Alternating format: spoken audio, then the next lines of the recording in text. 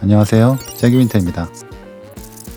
제목이나 썸네일만 보시고 얘가 또 무슨 얘기를 하려고 이러나 하고 오신 분들이 많으실 것 같은데, 저기 뒤에 보이시는 프린터 두 대가 제가 갖고 있는 FDM 방식의 프린터입니다. 한쪽은 엔더3를 개조한 엔더 스위치 와이어고요, 또 한쪽은 여러분들 잘 아시는 보론 제로 프린터입니다. 얘네들이 어떻게 탄생이 됐는지 궁금하신 분들은 제 지난 영상 보고 오시면 되실 것 같고요. 이 친구들을 만들고서 몇 달 동안 제가 사용을 해봤는데 역시나 요즘 트렌디한 프린터답게 아주 만족하면서 잘 사용하고 있었습니다. 그럼 왜 그렇게 힘들게 만들어서 좋다면서 다시 예전으로 돌아가려고 하는 그런 뻘짓을 하는지. 난 멍청이다. 그랬었군. 이제 알겠어. 그래서 왜 웃는 거지? 우습잖아. 제가 이 유튜브를 처음 시작하게 된 게 3D 프린터에 호기심을 갖게 되면서 사용을 해보고 제가 알게 된 제 나름대로의 정보를 여러분들과 공유하고 싶어서 처음에 채널을 오픈을 했었거든요. 그런데 저는 관련 분야의 전공자도 아니고 현업에 종사하는 사람도 아니라서 관련 내용에 대해서 딥하게 다루기에는 한계가 있더라고요. 근데 그것보다 더 힘든 건 이렇게 강의 형식으로 제가 화면에 등장을 해서 저의 모습을 제가 편집을 하고 있노라면 지금도 너무 어색하고 손발이 오라들기 힘들어서 좀 채널의 방향을 기존에 3D 프린터를 만들고 관리 유지하고 그런 정보들을 다루기보다는 이 3D 프린터라는 장난감을 가지고 제가 갖고 놀면서 프린팅 자체를 즐기는 모습을 여러분들에게 보여드리고, 또 그걸 보시는 여러분들은 3D 프린팅에 대한 매력과 호기심을 갖게 되는 그런 주제의 콘텐츠로 방향을 좀 잡아가고 있었습니다. 그렇게 생각을 하고 있던 중에 우연히 3D 프린팅 과정을 타임랩스로 담는 영상을 보게 됩니다. 그런데 이걸 딱 보자마자 제 취향을 저격당하면서 그래, 바로 이거다 라고 하게 됩니다. 제 어릴 적 취미 중에 하나가 이 카메라를 가지고 사진과 영상을 촬영하는 거였는데, 이걸 새로운 취미인 3D 프린터에 적용할 수 있다? 제겐 정말 큰 매력으로 다가왔고, 나도 저런 퀄리티 있는 타임랩스 영상을 찍고 싶다 하는 마음에 그때부터 정말 많은 시간과 노력, 비용, 그리고 수많은 시행착오를 거쳐서 드디어 저만의 타임랩스 셋업을 완성하게 됐습니다. 그래서 이제 이 타임랩스를 활용한 3D 프린팅 관련 컨텐츠를 진행하려고 했던 찰나 보론과 클리퍼가 눈에 들어오기 시작했습니다. 혹시 이 중에 보론이나 클리퍼 모르시는 분? 이거 모르시면 요즘 트렌디하지 못한 그런 사람이에요. 그래서 이제는 프린터를 정말 그만 만들자 라고 했던 다짐을 뒤로 한 채, 그래, 보론까지만 만들고 여기에 타임랩스를 활용한 영상미를 넣어주면 나는 진정한 트렌디한 차가운 도시남자가 될 수 있다. 정말 내 배꼽이 웃는다. 이 보론이라는 프린터를 제가 직접 사용을 해보니까 출력하기 까다롭다는 ABS와 같은 소재를 빠르고 안정적으로 출력을 해내는 아주 멋진 스펙을 가진 잘생긴 그런 프린터였습니다. 하지만 당초 계획대로 여기에 타임랩스 영상을 슬슬 적용을 해보는데 뭔가 이거 아닌데 하는 그런 괴리감이 느껴지기 시작했습니다. 제 경우에는 출력 속도는 정말 느려도 상관이 없으니까 PLA를 소재로 준수한 퀄리티의 타임랩스 영상만 뽑아주면 저한테는 최고인데, 이런 저에게 보론의 그런 화려하고 멋진 스펙은 별 필요가 없는, 아니 오히려 방해만 되는 그런 쓸데없는 능력에 불과했습니다. 그럼 대체 왜 이런 보론의 멋진 스펙이 누군가에겐 왜 문제가 되는지 지금부터 그 썰을 풀어드리도록 하겠습니다. 저에게 문제가 되었던 것은 크게 두 가지가 있었고요. 그 중에 첫 번째는 바로 소프트웨어적인 문제였습니다. 작년 초부터 제가 이 타임랩스 촬영을 잘 해보려고 진짜 많은 시간과 비용, 노력, 시행착오들을 겪으면서 결국에는 제 마음에 들 정도의 타임랩스 세팅을 찾아냈거든요. 그리고 거기에 영상미를 더 주기 위해서 이런 거 잘 보이시나? 이거 슬라이더예요.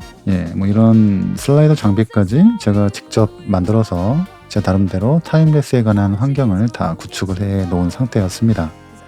자랑하려고 들고 있는 거예요.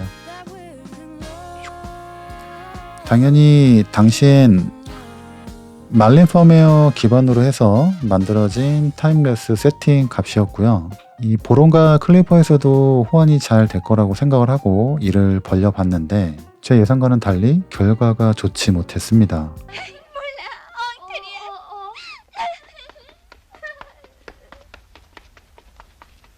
타임랩스 셋업에서 가장 중요한 건 우징이라고 해서 거미줄이나 나뭇가지 같은 현상이 발생하지 않도록 리트랙션의 성능을 극한으로 끌어올리는 건데, 말린의 만족도가 100이었다면 클리퍼는 한 70 정도 밖에 나오지 않는 것이었습니다. 그리고 이것과 더불어서 슬라이싱 프로파일 역시 제가 메인으로 사용하는 심플리파이 3D에서 타임랩스에 최적화된 세팅값을 적용 중이었는데, 이 클리퍼에선 심플리파이 3D가 가끔 압출이 좀 오락가락 할 때가 있는 것 같더라고요. 그래서 혹시나 하고 알아보니까 저 말고 다른 사용자분들도 간혹 그런 경험을 하셨다고 합니다. 이 보론에서도 슬라이서는 큐라나 프루사 슬라이서를 권장하고 있는 것 같고요. 얼티메이커나 프로사에서도 이에 발맞춰서 최근에 업데이트된 내역을 보면 클리퍼와 보론에 맞는 전용 프리셋을 제공하고 있는 모습을 보이고 있습니다. 반면에 심플리파이는 대규모 리뉴얼을 몇 년 전에 발표를 해놓고 리뉴얼은커녕 아직까지도 뭐 이렇다 할 업데이트조차 하지 않고 있는 상황입니다. 아마도 지금까지 클리퍼가 이렇게 보급되기 이전의 버전으로 버티고 있는 중이어서 좀 그런 문제가 있는 건지, 뭐 여하튼 이런 게 저에게는 이미 심플리파이에서 다 잡아놓은 세팅값을 다시 큐라나 프로사 슬라이서에 맞게 조정을 해야 된다는 그런 숙제를 떠안는 기분이라 슬라이서 변경하는 게 좀 부담스럽더라고요. 그만두겠어. 너의 그 자랑스러운 솜씨를 발휘해봐. 내가 얼마든지 때려주겠어. 근데 아마 펌웨어나 슬라이서에서 제가 조절하는 파라미터들이 그렇게 대단한 게 아니기 때문에 다시 세팅값을 찾는 건 크게 어려운 일은 아닐 거예요. 하지만 제가 지난날에 말린과 심플리파이에서 그 세팅값을 찾느라 헤맸던 걸 생각하면 그 과정이 저에겐 너무나도 피곤하게 다가오기 때문에 그냥 맘 편하게 다시 돌아가려고 하는 첫 번째 이유입니다. 이건 비유하자면 수십 년간 윈도우 PC만 사용했던 작업자가 안정적인 OS인 맥으로 넘어가려고 할 때 언젠가는 익숙해질 거란 걸 알지만 새로운 운영체제를 접하면 처음 얼마간은 고생할 게 뻔하겠죠. 이 적응 기간이 엄두가 나질 않아서 넘어가지 못하고 그냥 계속 윈도우 PC를 사용하는 뭐 그런 거? 다음 저의 맨델로의 기소 본능을 자극한 두 번째 이유는 바로 하드웨어적인 문제입니다.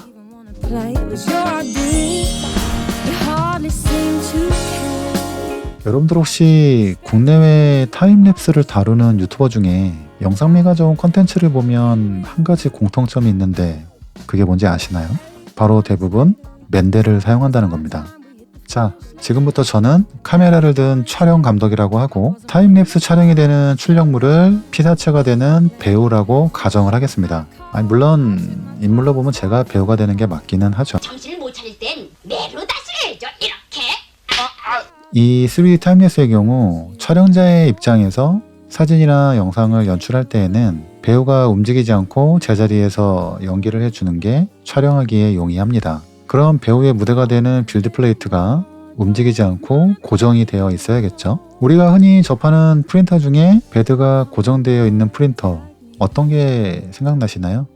XYZ 방식인 보론 2.4 그리고 델타 프린터 정도가 있겠죠. 거기에 비록 베드가 앞뒤로 움직이지만 촬영하는 순간에만 같은 자리에 멈출 수 있는 XYZ 방식의 XZ-Y 방식의 맨델 프린터가 있겠죠. 다시 말해 이렇게 레이어가 한 층 한 층 쌓일 때마다 사진을 찍어서 나중에 영상으로 병합했을 때 고정된 무대에서 펼쳐진 배우의 연기가 예쁜 타임랩스로 담길 수 있는 선택지가 이렇게 세 가지 정도가 된다는 뜻이에요. 코어 XY 또는 얼티메이커처럼 무대가 되는 빌드 플레이트가 이렇게 위아래로 움직이는 프린터들은 나중에 영상으로 만들면 출력물이 이렇게 땅으로 꺼지는 듯한 좀 애매한 영상이 만들어집니다. 촬영자의 입장에서는 영상미를 담기엔 배우의 연기가 이렇게 좀 난해지게 되는 거죠. 그럼 이제 이 세 가지 중에 왜 하필 또 맨델이냐라는 의문이 드실 겁니다. 자, 마치 배우가 땅속에서 자라나는 새싹과도 같은 연기를 하려고 합니다. 그런데 자세히 보시면 이 보론 2.4는 빌드 플레이트, 즉 무대가 네모난 프레임 안에 배우를 가둬둔 채 촬영을 해야 되는 구조입니다. 이런 기둥이 있는 무대는 카메라에 무빙을 주거나 촬영 구도를 잡을 때 프레임이 배우를 가리게 되고 조명을 칠 때도 간섭을 받게 됩니다. 원하는 대로 연출하기에 힘든 구조란 거죠. 델타 방식 또한 출력물을 가두고 출력하는 건 마찬가지고요. 유일하게 맨델만이 촬영 시에 무대가 앞으로 튀어나와 자리 잡으면 그런 제약 없이 연출이 가능하게 됩니다. 그래서 타임랩스를 좀 찍는다고 하시는 분들은 저와 같은 이유에서 맨델 프린터를 선호한다고 생각이 들고요. 바로 이러한 이유가 제가 맨델로 가려고 하는 두 번째 이유입니다. 뭐 이렇게 별거 아닌 것 같은 사소한 이유가 때로는 어느 누군가에겐 큰 의미로 다가오기도 하는 것 같더라고요.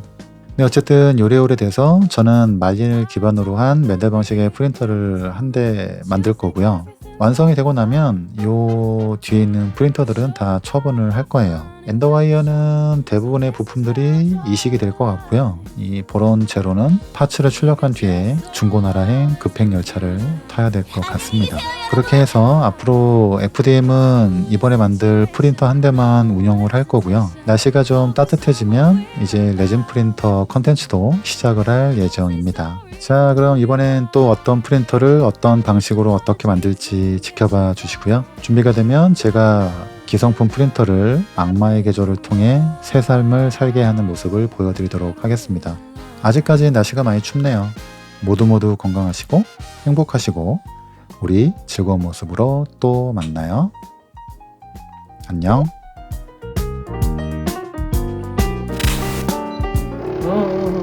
엔드스탑? 엔드스탑 없나 보구나. 지 엔드스탑이 얘가 없어갖고 고장난 줄 알았나 보네. 아까 보이던데 엔드스탑? 근데 그게 안 닿나 보네.